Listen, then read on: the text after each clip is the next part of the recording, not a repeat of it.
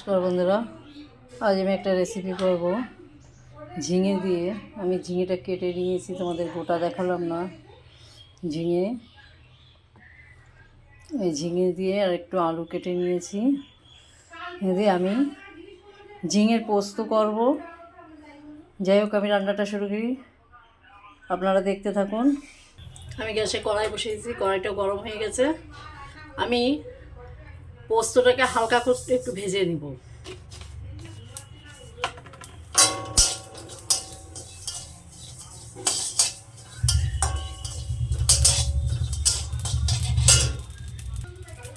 পোস্তটা ভাজা হয়ে গেছে, আমি নামিয়ে নেব। আমি কড়াইতে তেল দিয়ে দিলাম। সম্পূর্ণ নিরামিষ করব আমি।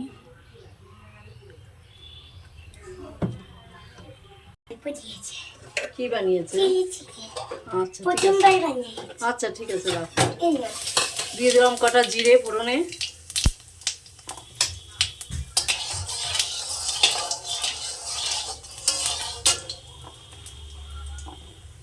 আলু কটা একটু ভেজে নেব।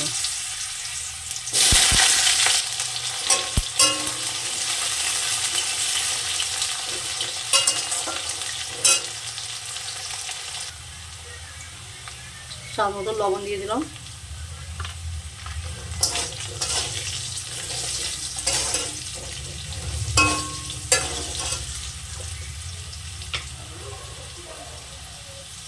হলুদ দিয়ে দিলাম পরিমাণ মতো।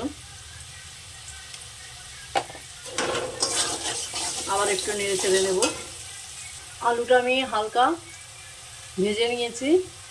এবার এখানে আমি দিয়ে দেবো লঙ্কা কটা আর জিরে। আবারও তরকারিটাকে আমি কষে নেব ভালো করে।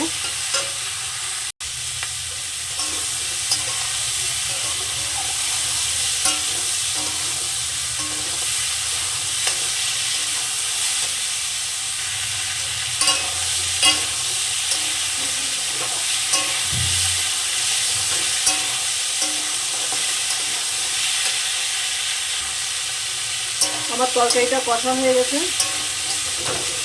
বেশ খানিকক্ষণ তরকারিটা কষে নিয়েছি। দেখতে পাচ্ছ ঝিঙেগুলো আদা সেদ্ধ হয়ে গেছে। এবার আমি এখানে দিয়ে দেবো জল।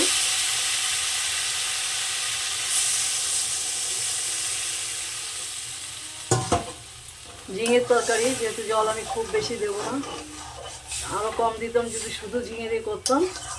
এখানে আলু আছে, আলুটা সেদ্ধ করতে হতে হবে, যার জন্য একটু জল বেশি দিলাম। যাই হোক, এবার তরকারিটাকে আমি সুন্দর করে ফুটিয়ে নেব।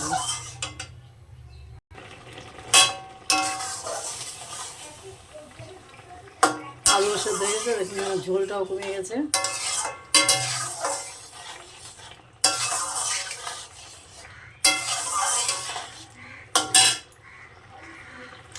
এবার এখানে আমি দিয়ে দেবো যে পোস্তটা ভেজে রেখেছিলাম, সেই পোস্তটা আমি বেটে নিয়েছি। আমি কাঁচা পোস্ত বেটেই বেশিরভাগ তরকারি করি। তবে এই তরকারিটা এইভাবে পোস্ত ভেজে আমার মা তরকারি করতো। পোস্ত ভেজে তরকারি করলে তার একটা আলাদা অন্যরকম সেন্ট, খুব সুন্দর একটা সেন্ট আসে। তা ভাবলাম মার মতন করে আজকে একটা রেসিপি করি, তাই পোস্ত ভেজে নিলাম। এটা খেতে একটা অন্যরকম স্বাদ লাগে। তোমরা একদিন করে খেয়ে দেখো, পোস্ত ভেজে এইভাবে তরকারি খুব সুন্দর লাগে খেতে।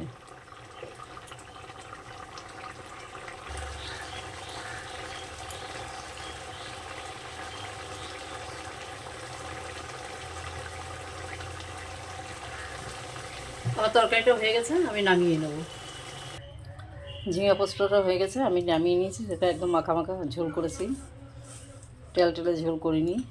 ঝিঙে পোস্তের ঝোল হলে ভালো লাগে না খেতে। আমি সম্পূর্ণ নিরামিষ করে ঝিঙে পোস্ত করলাম। যাই হোক, আমার চ্যানেলে যারা নতুন তারা আমার চ্যানেলটা একটু সাবস্ক্রাইব করে, যারা পুরনো লাইক শেয়ার করো। আজ এই পর্যন্ত, নমস্কার।